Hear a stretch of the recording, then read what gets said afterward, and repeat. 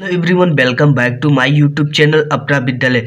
Guys, हमारे YouTube channel Apna विद्यालय पे पूरे फिजिक्स के 16 डेरिवेशन का सीरीज चल रहा है, जिसमें से आज हमने सक्सेस सीरीज का पार्ट 3 पढ़ेंगे। ठीक है, इससे पहले मैंने 2 मोस्ट और इम्पोर्टेंट डेरिवेशन सॉल्व कर रखा है, बिल्कुल बता दिया है। आज के इस वीडियो में हम तीसरे डेरिवेशन की बात करेंगे, जो कि है गॉस की प्रमेय अथवा नियम। इसमें ये प्रश्न इस तरह से आएगा आपके बोर्ड एग्जाम में, सिद्ध कीजिए कि गॉस की प्रमेय फाई बराबर क्यू बाई एप्सिलॉन नॉट 0 होती है। अगर आप हमारे साथ चलते हो तो 90 प्लस की गारंटी है और ये मोस्ट और इम्पोर्टेंट डेरिवेशन है। तो आज के इस वीडियो में हम देखेंगे गॉस की प्रमेय अथवा नियम, बिल्कुल इसको डिटेल्स के साथ देखेंगे। तो इसको देखने से पहले हम इस प्रूफ हम करेंगे, तो इसके पहले हम थोड़ा सा इसके नियम पर देख लेते हैं। इसकी नियम क्या है, तो देखिए इसका नियम है, किसी बंद पृष्ठ से होकर गुजरने वाला वैद्युत फ्लक्स फाई उस पृष्ठ द्वारा परिबद्ध कुल आवेश क्यू का 1/के एप्सिलॉन नॉट गुना होता है। देखिए इसको बिल्कुल हम बारीकी से आपको समझाएंगे। ये देखिए बोल रहा है किसी बंद पृष्ठ से, एक हमने क्या लिया, एक पृष्ठ लिया। ये क्या है, बंद है, तो इसको हमने बंद कर दिया। ठीक है, बंद पृष्ठ से होकर गुजरने वाला वैद्युत फ्लक्स है, तो ये फ्लक्स का सिंबल हो गया। वैद्युत के लिए ई लगा देते हैं, वैद्युत फ्लक्स फाई ई उस पृष्ठ द्वारा परिबद्ध कुल के लिए क्या लगाएंगे, बराबर का चिन्ह, कुल आवेश क्यू का के लिए क्या लगाएंगे, गुणा का चिन्ह, का मतलब गुणा, का एप्सिलॉन नॉट गुना होता है, एप्सिलॉन नॉट गुना होता है। देखिए सेम चीज निकला, किसी बंद पृष्ठ से, ये हमने एक पृष्ठ लिया, ये बंद है, और ये कौन सा पृष्ठ है, इससे कौन सा क्या गुजरा, वैद्युत फ्लक्स, तो ई, वैद्युत के लिए ई, कुल के लिए हमने क्या लिया, बराबर का चिन्ह, क्यू का के लिए गुणा का चिन्ह, एप्सिलॉन नॉट गुना होता है। बिल्कुल सेम इसी तरह डेफिनेशन है, किसी बंद पृष्ठ से होकर गुजरने वाला वैद्युत फ्लक्स फाई ई उस पृष्ठ द्वारा परिबद्ध कुल आवेश क्यू का 1/के एप्सिलॉन नॉट गुना होता है। ये तो इसका डेफिनेशन हो गया, लेकिन हमें इसका प्रूफ देखना है। तो गाइस हम इसके लिए सबसे पहले क्या करेंगे, एक गोली पृष्ठ लेंगे। ठीक है, उस पृष्ठ को हम क्या कहेंगे, गॉसियन पृष्ठ भी कहेंगे। तो हमने यहाँ पे एक गॉसियन पृष्ठ लेंगे। गॉसियन पृष्ठ की कोई आकृति निश्चित नहीं होती है कि वह इसी आकार का होगा। ठीक है, वो किसी भी आकार का हो सकता है। तो हमने क्या लिया, एक गॉसियन पृष्ठ लिया, एक गोली पृष्ठ लिया जिसका केंद्र O है। ठीक है, उस केंद्र पे एक प्लस क्यू चार्ज उपस्थित है, और इस बिंदु O से R मीटर की दूरी पर एक बिंदु P है। मान लेते हैं यहाँ पे एक बिंदु P है, जहाँ पे हमें वैद्युत क्षेत्र की तीव्रता ज्ञात करनी है। तो देखिए इस P पर हम वैद्युत क्षेत्र की तीव्रता ज्ञात करने के लिए, इससे होकर गुजरने वाला वैद्युत फ्लक्स ज्ञात करने के लिए हम क्या करेंगे, एक छोटे से पृष्ठ की कल्पना कर लेंगे। ठीक है, एक छोटा सा पृष्ठ ले लेंगे। तो हमने ये एक छोटा सा पृष्ठ ले लिया। अब देखिए प्लस क्यू जो चार्ज है, इसके कारण जो वैद्युत क्षेत्र की तीव्रता की दिशा होगी वो आगे की डायरेक्शन में होगी। ठीक है, देखिए जब प्लस क्यू चार्ज होता है और प्लस क्यू चार्ज, तो एक दूसरे से दूर हटते हैं, तो ये आगे की दिशा में होगी। अब हम आपको एक इम्पॉर्टेंट चीज़ बता दें कि प्रत्येक समतल की परिणाम के साथ साथ दिशा होती है। ठीक है, ये एक क्या है, एक गोली पृष्ठ का समतल है, तो इसमें परिणाम के साथ साथ दिशा भी होगी। अब देखिए इसका जो क्षेत्रफल है बड़े वाले का A है। ठीक है, और इसका जो क्षेत्रफल होगा वो DA होगा। क्योंकि हमने ये बड़ा सा पृष्ठ था, हम छोटे पृष्ठ के लिए ज्ञात करते हैं, तो छोटे के लिए हम D लगाते हैं। ठीक है, देखिए हमने बताया कि कोई भी समतल होता है उसका परिणाम के साथ साथ दिशा भी होता है, और क्षेत्रफल की, समतल के क्षेत्रफल की दिशा, समतल का ये समतल है, समतल के क्षेत्रफल की दिशा समतल पर बाहर की ओर खींचे गए अभिलंब की दिशा होता है। तो देखिए ये हम क्या कर रहे हैं, ये क्षेत्रफल की दिशा DA है, ये किस पे है, बाहर की ओर खींचे गए अभिलंब की दिशा है। ये अभिलंब है आपका एकांक वैद्युत वेक्टर। तो ये क्षेत्रफल की दिशा किधर होगी, बाहर की ओर, और ये किस पे होती है, बाहर की ओर खींचे गए अभिलंब की दिशा में ही होती है। देखिए ये दोनों चीज़ जो है ना, ये बराबर में है। ठीक है, ये बराबर में, तो इनके बीच एक क्या बनेगा, एंगल बनेगा, एक एंगल क्या बनेगा, थीटा बनेगा। ठीक है, ये दोनों एक ही पर है, हमने इसे दूर दिखाया कि चीज़ें समझ में आए अच्छी तरह से ना। ठीक है, ये एक ही पर है। तो देखिए जब गोले का पृष्ठ गोले के केंद्र पर एक कोण अंतरित करता है। ठीक है, गोले का पृष्ठ गोले के केंद्र पर एक कोण अंतरित करता है। तो ये जो गोला है, ठीक है, इसके छोटे छोटे बिंदुओं को अगर हम किस गोले के केंद्र से मिलाएं, तो गोले के केंद्र पर एक यह कोण अंतरित करता है, जिसे हम घन कोण कहते हैं। इस तरह से अगर हमने मिलाया तो यहाँ पे ये एक कोण बनाएगा, इस कोण को हम क्या कहेंगे, घन कोण डी ओमेगा कहेंगे। और हमने बताया ओ से आर मीटर की दूरी पर एक बिंदु पी है, तो यहाँ से यहाँ तक की जो दूरी होगी वो क्या होगी, आर मीटर होगी। ठीक है, आर मीटर पर एक बिंदु पी है जहाँ पे हमें वैद्युत क्षेत्र की तीव्रता ज्ञात करना है। तो ये हो गया गाइस।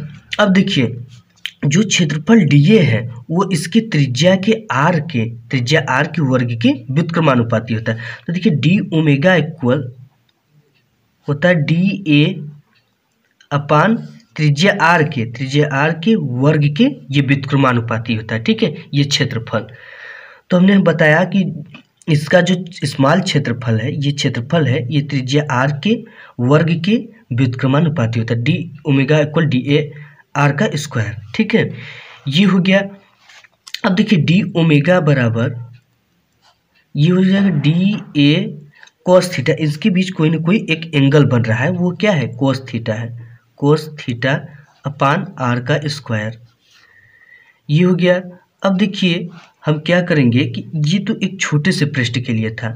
ठीक है, अगर यहाँ कास थीटा की वैल्यू, यहाँ पे देखिए एंगल जो बन रहा है वो एक ही बन रहा है, तो कास 0 अंश की वैल्यू क्या होगी, 1 होगी।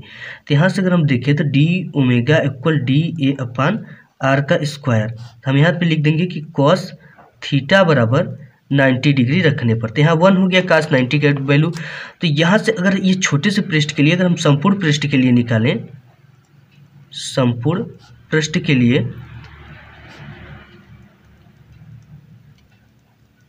तो यहाँ से डी ओमेगा इक्वल हो जाएगा आपका, ये क्या है, ये इसका क्षेत्रफल है, गोले के पृष्ठ का क्षेत्रफल होता है। तो देखिए गोले के पृष्ठ का जो क्षेत्रफल होता है,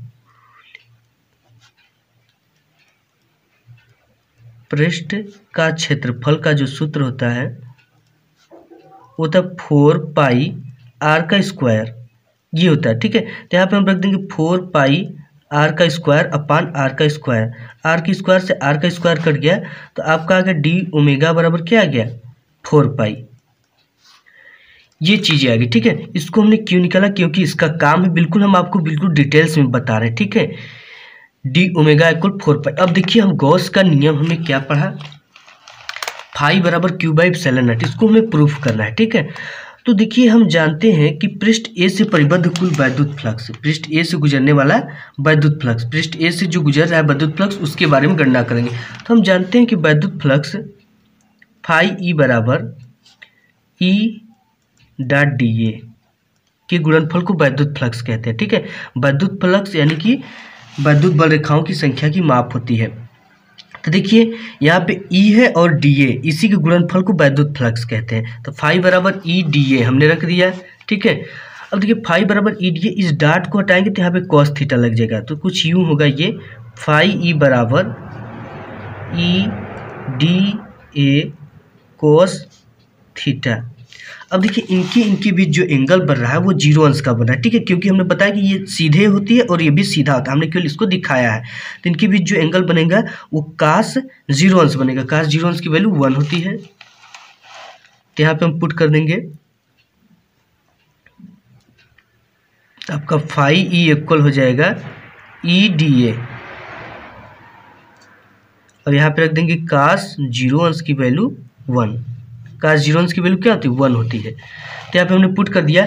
देखिए ई क्या है, अब हम जानते हैं कि ई बराबर होता है वैद्युत क्षेत्र की तीव्रता का क्षेत्र 1/4 pi epsilon naught Q upon R का स्क्वायर, ये चीज़ें होती। ठीक है, ये किसका है, वैद्युत क्षेत्र की तीव्रता का सूत्र,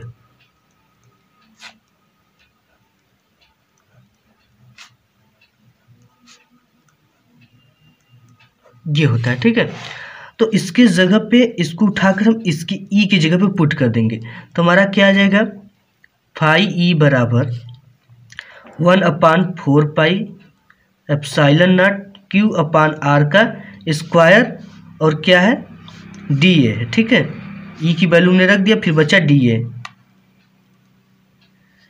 ये हो गया। अब देखिए फाई ई बराबर 1/4 पाई एप्सिलॉन नॉट, और यहाँ पे हो जाएगा आपका क्यू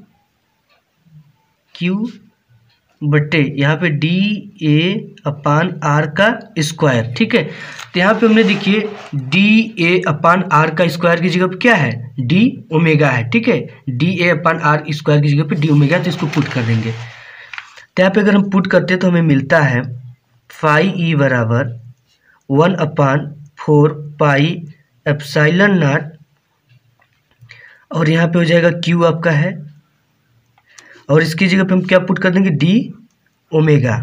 ठीक है, तो देखिए गाइस, हम जानते हैं कि यह एक छोटे से पृष्ठ के लिए हम निकाल रहे थे, अगर संपूर्ण पृष्ठ के लिए निकालेंगे तो क्या होगा। ठीक है, तो संपूर्ण पृष्ठ के लिए यहाँ पे लिख देंगे